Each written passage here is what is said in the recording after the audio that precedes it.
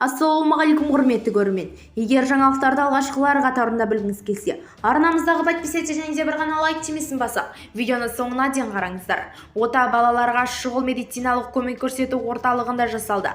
Бұл туралы Алматы қаласындағы қоғамдық денсаулықты сақтау басқармасы мәлім етті. Баланың іші ауырып, бір апта бойы құсып, тәбеті болмады. Оны жалпы әлсіздік мазалаған.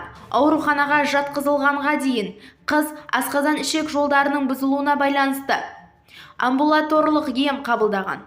Ақпанның 1-шінде бала жедел аппендицит кесіміне күдікпенен қабылдауға бөліміне жеткізілді. Оның диагнозы динамикалық бақылау барысында жоққа шығарылды дейді БШМККО іріңде. Және кейде хирургісінің бөлімінің меңгерушісі Саматбек Мырзахметов.